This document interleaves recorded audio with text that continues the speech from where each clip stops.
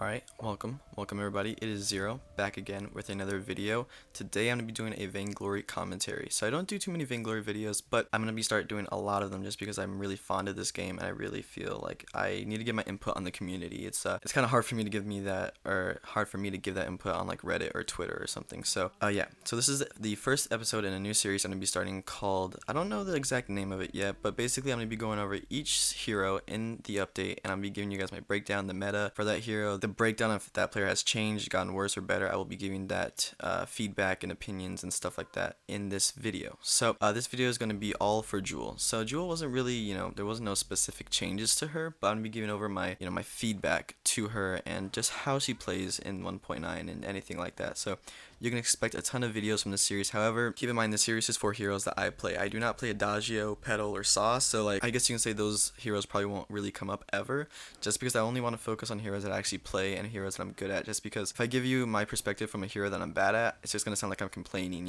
So I really want to focus on the heroes that I know how to play and the heroes that I'm good with, so that I can give my honest opinion on. Joule is predominantly, in my opinion, a jungler. Now on her like descriptive page, she says that she's a laner, but in my opinion she's a far better jungler, just because of her close range. Her B is really good. It can really get some nice crits in there, and then her A stun is insanely good on Joule, especially for ganking. Is extremely powerful. It's probably one of the best stuns I think in the game, right next to Catherine's. Now Joule, I think the best way to start her off is with a swift shooter early game, just for that extra attack speed, and then in this video I actually rush Serpent's Mask, and I think Serpent's Mask plus Swift Shooter is definitely a great combination. You get the healing, the lifesteal, and you also get the attack speed, so it's very useful, especially early game for team fights and stuff like that, and then taking out the first turret. It works really well, and you can see throughout this gameplay I just pretty much like leave that Swift Shooter alone. I don't upgrade it really, because I feel like the tier 1 Swift Shooter is actually pretty good. I don't think it's really worth upgrading early game or even mid game,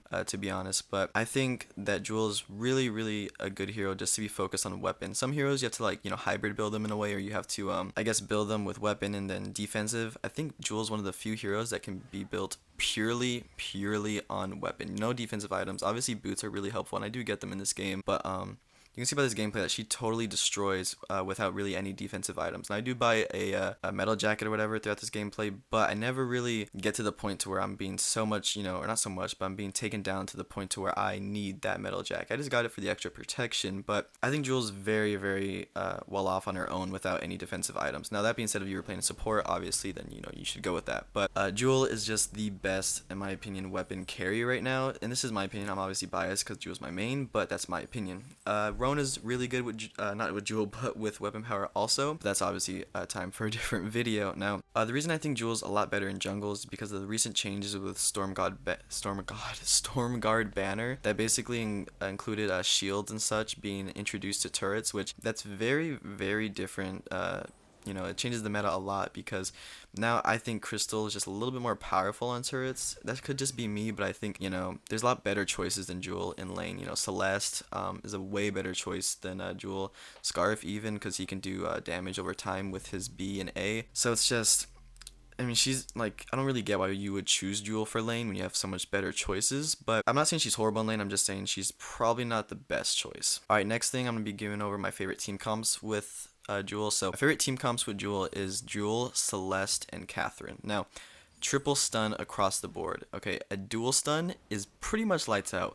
A triple stun is for sure you're not coming back unless you're Finn with almost full tier 3 defensive items. You're probably dead. I think the triple stun is extremely useful. Even Ardan, as you can see in this gameplay, is really good because he gives me that extra boost just to be able to jump around, just to be able to give that extra damage around to the enemies when I don't have my boots yet. So Ardan's really good for late game or early game Joule, just to help her move around without the boots. That's just me. Celeste, like I said, is probably the best laner with Joule. Ringo's pretty good also, because when Joule can't reach that last bit of that last pixel of health, Celeste and Ringo can, and that's really useful. Her B and A actually have, and her ultimate as well, have quite a bit of range, but there's just that one moment where you just either can't catch up or you just can't get that last hit in, and I think Ringo and Celeste ultimately are the very few heroes. Obviously Vox too, but he's kind of fallen out the meta, which I'll be doing a video on him as well pretty soon here. But like I'm saying, Joule I think is extremely good with Celeste or Ringo, just because that extra range from her,